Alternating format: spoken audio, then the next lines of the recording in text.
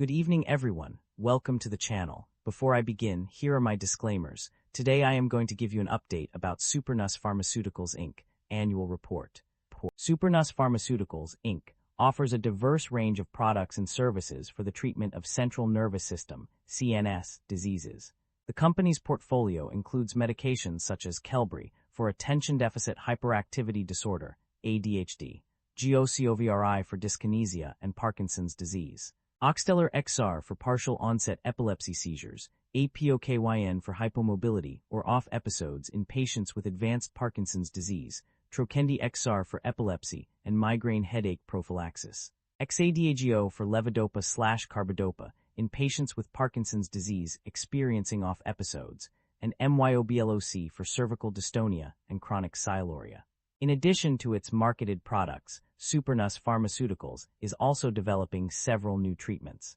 These include ONAPGO, which has received FDA approval for the treatment of motor fluctuations in adults with advanced Parkinson's disease, SB-N-817, a selective acetylcholinesterase inhibitor in Phase 2 clinical trial for epilepsy and other CNS disorders, SB-N-820, a small molecule in Phase 2 clinical trial for resistant depression, and SB-N-443, a stimulant in Phase 1 trial for ADHD/CNS. The company markets and sells its products through various channels, including pharmaceutical wholesalers, specialty pharmacies, and distributors. Supernus Pharmaceuticals has also partnered with Navitor Inc. to conduct the Phase 2 clinical program of SB-N-820. With a strong portfolio of marketed and pipeline products, Supernus Pharmaceuticals is well-positioned to address the complex needs of patients with CNS diseases. The stock price of Supernus Pharmaceuticals, Inc., SUPN, has seen a significant increase of over 69.22% in the past year due to a combination of factors. The company's robust financial results have been a major contributor to this growth. In its fourth quarter 2025 earnings report, Supernus exceeded Zacks consensus estimates for both earnings per share and revenue, with full-year 2025 revenues reaching a record $718.95 million. The acquisition of Sage Therapeutics in 2025 was another significant development that boosted the company's stock price. The deal expanded Supernus's central nervous system (CNS) portfolio, adding ZURZUVAE for postpartum depression and a broader zuranolone franchise. This strategic move has provided a positive future outlook for the company, with projected total revenues between $840 million and $870 million in 2026. In addition to its financial performance and strategic acquisitions, Supernus's diverse neuroscience portfolio and pipeline of novel product candidates have also contributed to its stock price growth. Several financial analysts have issued positive ratings and increased price targets for the company, further driving up its stock price. Overall, the strong revenue momentum, successful product sales, and strategic expansion have made Supernus Pharmaceuticals a standout performer in the market.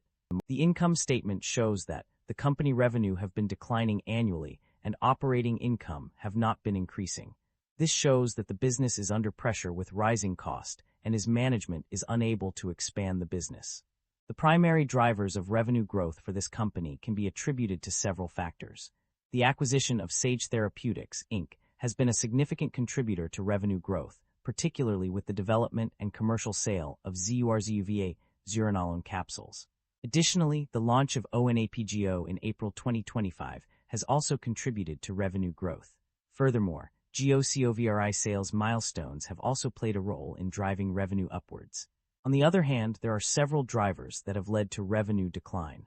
The loss of exclusivity of XADAGO in 2027 is expected to negatively impact revenue.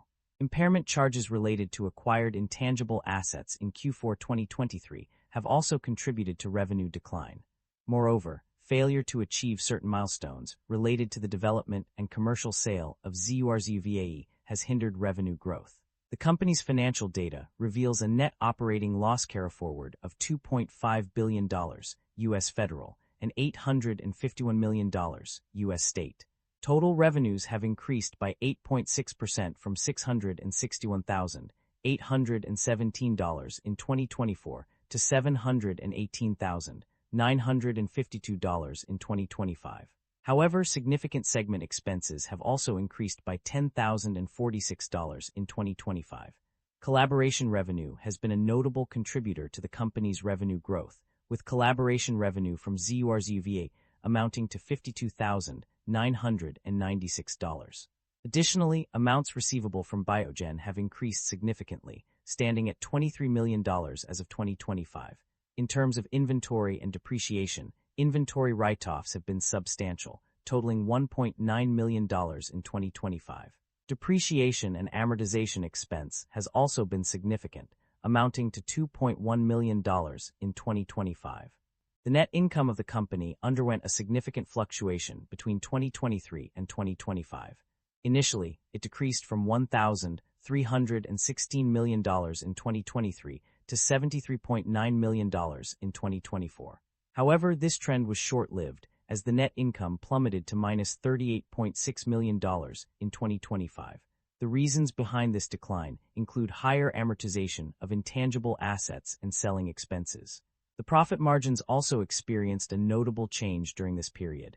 Due to lack of data, it was not calculable in 2023. Nevertheless, it increased from minus 0.9% in 2023 to 12.3% in 2024. This improvement can be attributed to the company's efforts to streamline its operations and reduce costs. However, the profit margins took a hit in 2025, decreasing to minus 5.4%. The primary reasons for this decline include market pressures, loss of patent exclusivity for certain products, and potential unfavorable impact of forthcoming loss of exclusivity of another product. The fluctuations in net income and profit margins can be attributed to various factors, including the acquisition of Sage in 2025, which led to higher expenses. Additionally, market pressures and loss of patent exclusivity for key products contributed significantly to the decline in profit margins. The company's financial performance indicates a consistent trend of generating positive operating cash flow. According to the provided information, the net cash provided by operating activities has been steadily increasing over the past 3 years. In 2025, the company generated $47,331,000 in net cash from operating activities, while in 2024 and 2023, it was $171,951,000 and $111,085,000 respectively. This positive trend suggests that the company is effectively managing its operations to produce a surplus of cash, which can be used for various business purposes such as investing in new projects or paying off debts. The company's debt level and interest expenses have undergone significant changes over the past few years. Initially, the total debt increased from $332,340 to $390,934 between two unspecified periods. However, a more substantial increase was observed from $76,352 in 2024 to $107,800 in 2025. In terms of interest expenses, there has been a notable decrease. The company's interest expenses decreased from $1,946 in 2023 to $0 in both 2024 and 2025. This trend is consistent across multiple reports, with interest expenses decreasing from $402.5 million in 2023 to $0 in 2024 and 2025. Furthermore, the interest expense has also decreased significantly from minus $2,415 in 2023 to $0 in 2025. Overall, these changes indicate a reduction in the company's debt burden and interest expenses over time. The management is optimistic about the company's outlook, citing several key strategies that will drive growth. The commercialization of ZURZUVA in the U.S. for postpartum depression treatment is a major focus area, with significant potential for revenue generation. To support this effort, the company plans to invest heavily in research and development, which will lead to substantial costs in the short term. However, management acknowledges some challenges that may impact their strategy. These include maintaining patent protection, securing sufficient insurance coverage, and integrating acquired businesses into their internal control environment. Despite these risks, the company believes its current cash balances will be sufficient to meet needs over the next 12 months. Management's overall approach appears to be one of calculated risk-taking, with a focus on expanding through acquisitions and collaborations, while investing in research and development to advance their product pipeline. The company's partnerships with Biogen and Shionogi are also expected to contribute to their growth prospects. Overall, management is confident that these strategies will position the company for long-term success. The company has made several significant acquisitions and divestitures over the years. In terms of acquisitions, one notable deal was the purchase of Sage Therapeutics, Inc. for $561 million in cash plus up to $234 million in contingent value rights. This acquisition took place on June 13, 2025. The company also acquired Shire Laboratories, Inc. in 2005 and made other purchases such as Sage Acquisition, USWM Acquisition, and Adama's Acquisition. In addition to these acquisitions, the company has divested several assets. One notable example is the sale of 0.625% convertible senior notes for $402.5 million in 2018. The company also terminated its Biogen collaboration agreement due to convenience or material breach. Furthermore, the agreement with Shionogi was subject to potential termination in the event of a serious adverse event or clinical failure. Finally, United Therapeutics Corporation's royalty rights reverted back to the company as the cumulative payment threshold was reached. The company's financial strategy has been a topic of interest for investors. A review of the extracted summaries reveals that one aspect of this strategy is clear: dividend payments are not part of it. The records show that the company has consistently chosen not to distribute dividends to its shareholders, as indicated on pages 72, 84, and 126. In contrast, there is no information available about share buybacks. This omission suggests that the company may have opted for other methods of returning value to its investors or allocating funds towards growth initiatives. The company is facing concerns about inventory buildup and supply chain disruption. One major concern is the reliance on single-source suppliers for most products, which can lead to supplier constraints impacting demand. For instance, the company's inability to fully meet demand for ONAPGO due to supplier constraints has resulted in significant inventory levels that may be excessive or inadequate.